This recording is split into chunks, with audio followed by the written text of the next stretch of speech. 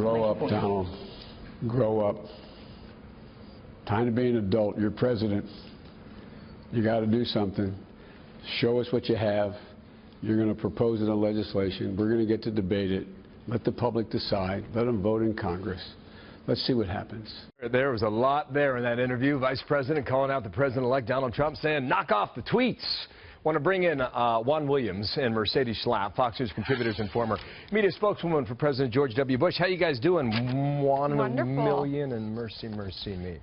I don't know. Biden was talking about taking him out in the backyard as a grade school kid and getting in a fight. I mean, I'm just wacky stuff. Do either of you have a problem with the stream of tweets that seem to be coming out regularly starting at 7 o'clock in the morning? Mercy, start with you. You know, I don't, Bill. I think we have to understand that presidents in history have used the latest technology to be able to send a direct message to the American people, as well as to go around the filter of the media. And so I think for Donald Trump, Twitter has worked. I mean, you look back in 1933 when it was FDR in the fireside chats, when he was able to talk about the crisis that was happening with the American banks, and it was a sense of reassuring the American public. I think for Donald Trump, not only did the Twitter work for the campaign, but I think that it is his mode of communication. It is where he feels comfortable and able to make announcements, to talk about the work that he's doing every single day. And I think that it's a transparent effort by the president to ensure that the American public hear directly from him. Okay, all right. I understand every point you made there. And Juan, I think it's a remarkable thing to see how he drives the news cycle every morning. Yeah. Is there a downside to this? Or is the idea about going around the media, communicating directly to tens of millions of people, is that actually a modern way of saying this is the way we are going to be the most effective with our message? Well, it's effective. I mean, there's just no arguing that it was effective during the campaign. And as you point out, Bill, it controlled the news cycle. It had the media chasing Donald Trump at every moment.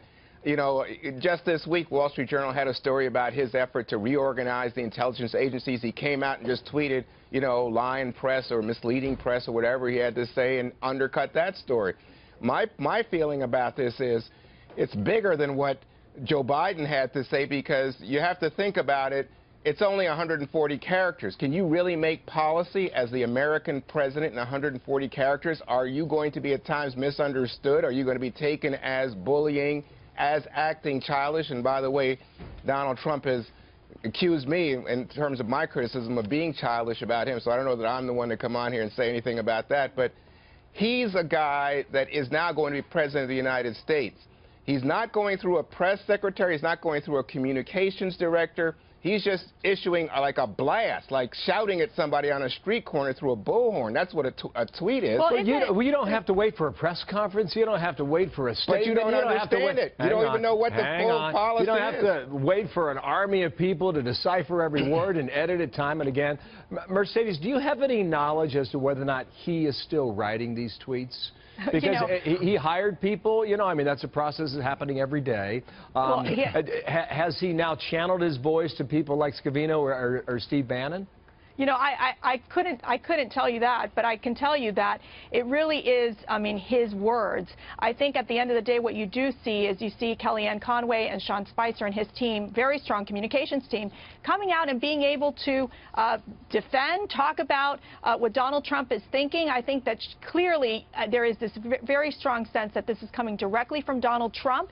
And I have to tell you, I think for the American people, it's reassuring. It lets people know exactly what he's thinking at the moment that he's tweeting this out, and I do believe that it's very much of a top-down approach. With that being said, I think that his team is very much involved in the process of ensuring that they're able to further discuss or further explain beyond the 140 characters. Juan, jump in here again. It sounds to me like you guys have a lot of agreement, actually. On no, well, look, here's the problem. I said I don't like the bullying part. Like when he calls the leader of the Democrats in the Senate, Chuck Schumer, the head clown, right? I think, oh, my gosh.